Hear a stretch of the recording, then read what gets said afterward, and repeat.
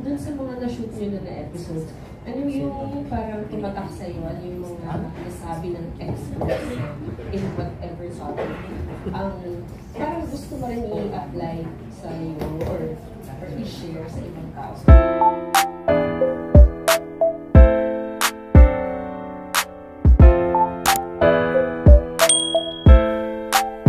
In a nutshell na lang, ang galing kasi yung mga experts namin yan, si Attorney Patricia, so may pati kami, may Attorney Patricia din kami, na yung pagdating naman sa mga laws, pagdating sa pagtulong sa mga kailangan, pati sa mga papeles, maraming legal documents na kailangan para actually maka-umpisa sa buhay sa Pilipinas. Pero ang nare-realize namin, sa lahat ng problema, so umpisa talaga, you need the budget. You need the budget, you need the money to actually even be able to get a job. Meaning, kailangan kang mag-asikaso ng papeles mo. Sa pag-aasikaso mo ng papeles mo, kailangan ka magbayad ng FBI clearance. Kailangan ka kumuha ng ganitong ID. Kailangan ka magbayad ng ganito. Doon pa lang, ubus ka na. Naghanap ka nga ng trabaho, di ba? Para kumita, kailangan mo pang magpera. So, sa pag-apply pa lang, tapos, di ba? So, doon ko na-realize na, oh my God, paano? Paano tayo? Paano natin matutulungan ang ating mga kababayan? Kung sa ganun pa lang, yung first step pa lang, hindi na sila makaakyat eh. So, well, hopefully we're going to be able to help them, pero sana hindi na kailangan ng show na ganito para tulungan yung mga kababayan. Di ba parang, is there a way we can make it easier for our workers or for anybody to need ID or something na maging mas madali, na hindi naman kailangan mag-shell out ng too much. Diba? Parang yun ang mga realizations ko. And aside from that, parang feeling ko nga, parang expert dati si Manuel, pero habang nagkukwentuhan kami at hinimay namin ang mga problema, sabi niya, grabe nangyayari pa pala yun. Yung pang, doon na nga siya sa government, pero ang dami pa niya na din-discover. So, it's not na we can't just leave it up to the government to help us and make our lives easier. Dapat din talaga manggaling sa mga sarili natin. Tulungan muna natin ang sarili natin. Bakit natin tingnan yung hindi ginagawa para sa atin ng gobyerno? Kasi feeling ko parang doon sisimula ang progress sa buhay natin. Tapos, papasok din ang tulong nila, pero umpisan muna natin sa sarili natin. Ako ay dati isang preschool teacher. Meron po akong passion project na tinatawag na Push to Read project. Bakit push? Dahil tumulak po ang last name ko. So, habang nag-aartista at nag-host ako, gusto ko ma-incorporate pa rin po yung napag-aralan at yung advocacy at passion ko. In regards dun sa tanong niyo po, maganda yun, Manoy. Dahil nga po, may proyekto ako na kung saan I gather kids from different barangays wherein I conduct a storytelling session. Pwede tayo mag-storytelling sa bawat lalawigan, bawat liblib at mga bulubunduking lugar. Masimulan yung love for reading, ang pagbabasa. Yes, Inquirer. Sinasabi po si Marina, ginagawa rin nila yun. Yes, ikaw na pala ang session natin. So yun, magandang na maipasok.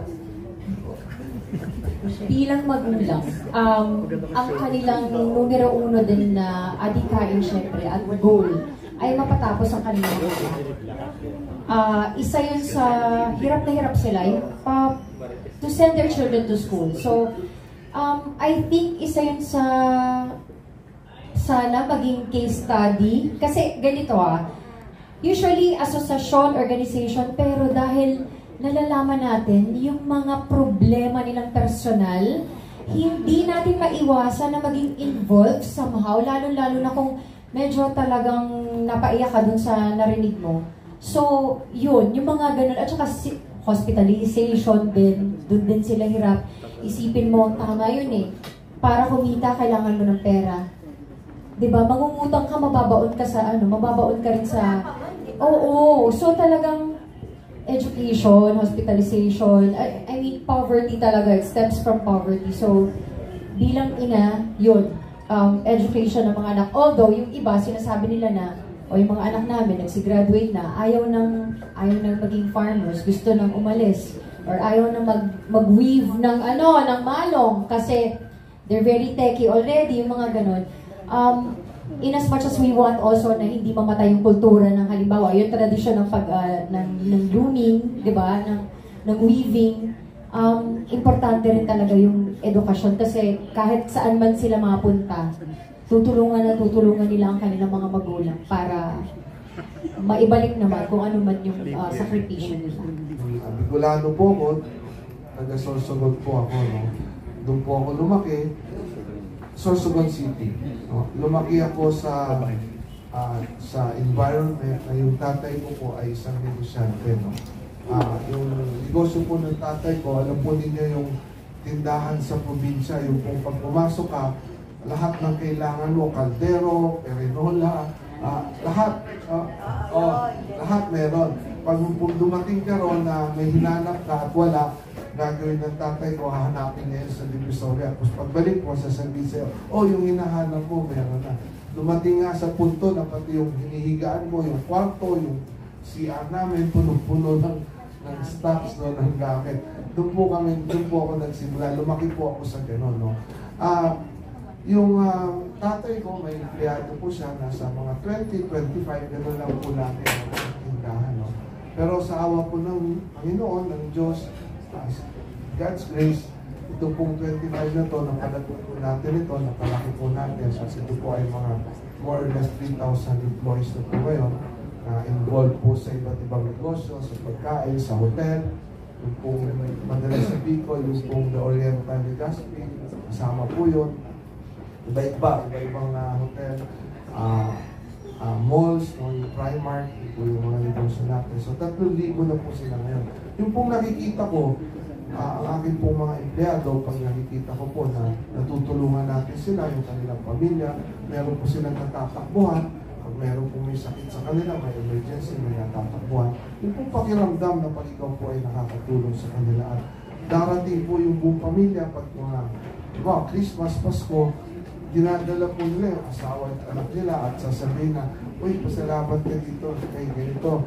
Dahil kung hindi sa kanya, wala na ako, nagkasakit, dahil natulungan ko yung nagkasakit. At ganun pong pakiramdam, siguro iyan din po yung isang nagtulak sa akin na pumasok sa politika. Para po ito pong ganitong klase, mas marami po tayong matulungan. Yung pakiramdam na gano'n, mas marami tayong matulungan. So, yun po, no? Yun po ako nagsimula. Ako po ay isang negosyante bago po pumasok dito sa pero bago ako pumasok, actually gusto ko lang i-share sa inyo. Siyempre, kinausap ko yung pamilya ko rin, yung anak ko. Sabi ng anak ko, papasok ako sa politika. Sabi lang ng yung second daughter ko, yung una niya sinabi, okay lang pumasok ka. Just don't be corrupt. That's number one. Ako sabi ko, pero gagastos ako rito, siyempre, kasi gusto ko makatulong and everything. Sabi ng anak ko na isa naman, yung pangalawa, yun ang medyo talagang parang sa akin ang galit. Sabi ng anak ko, Dad, pagdating ng araw, kailangan natin isang jar lang at hindi natin madadala yung mga